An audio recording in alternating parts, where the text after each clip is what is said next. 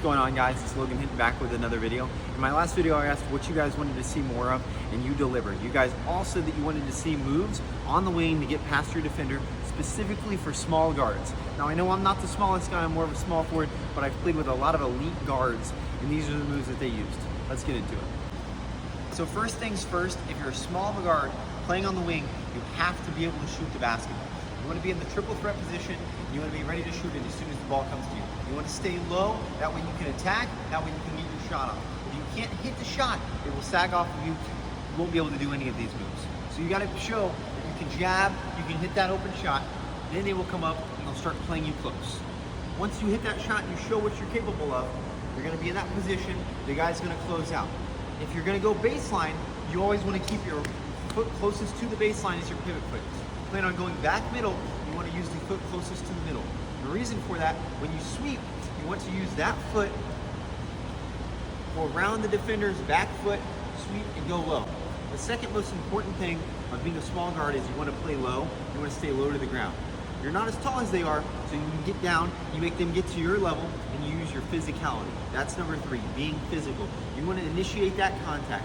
If you watch Jalen Brunson, he does that every time. He'll get down low, he'll bump, and then he gets into a shot. That bump is going to create that space. So now into the specific moves. So once you catch the ball in the wing, first option is a jab, get that shot off. You're staying low the entire time. So when I'm low, if I plan on going this way, like I said, I'm keeping this as my pivot foot, sweep, and you want to stay low. If you sweep, you want that ball below your knees. So sweep, latch around, and then I seal and I'm back in. So that's move number 1, a seal with a sweep. Move number 2 is to the middle. So when I catch the ball, hard jab that way, I get the guy going that way, and then I keep the pivot foot, step around him, so then if he's going this way, and I also seal him off. There's 0 chance he gets back into the picture, and then I sidestep into the middle, and I get that shot off. Those are the first 2 moves. So you got shot, and then you got drive baseline, drive to the middle. The next part is specific finishing.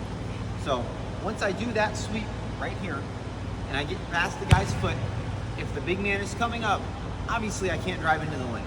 So these are the 2 things that you have to master as a small guard. Trae Young, Chris Paul do these better than anybody else. So once I do that move, I get around him, I bump, and then I sidestep, and I'm into that shot. That is Chris Paul's bread and butter. It works every time. Now for what Trae Young does. So say I catch it, I jab that way, I'm going to the middle, I seal off, and I go into the floater, just like that.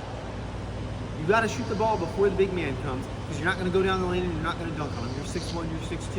You got to get that floater up and work on that soft touch. When you do a floater, your feet stop, you rise up, and you get that ball up. You want arc on the ball to go over the big man's hand, and you want to follow through. You want that ball to spin more than any shot you shoot anywhere else. So just to summarize that up, I get by the guy, I bump, I sidestep, or I jab, I attack that foot, I seal, and then I go into that floater. Okay, so last, but most importantly not least, it's gonna be what to do when you get into the lane or if you drive hard. So as a small guard, I know your high school coaches, I know growing up you've heard this a million times. It's playing off 2 feet, not 1. Jalen Brunson also does this very well. So say I drive into the lane and the big man's coming up and I can't get that floater off. So what do? I drive, I attack him, land on 2 feet. Now I can utilize either foot as my pivot foot. And that's the second part to this. Utilizing the pivot foot so you can do a step through and you can get the big man to jump. Big men love to jump. They want to block your shot, especially if you're a small guard. So if I'm coming into the paint like this, fake, shot kick again, and then I got that step through. If I come down to the baseline, fake it, back into the basket. It's all about utilizing that pivot foot.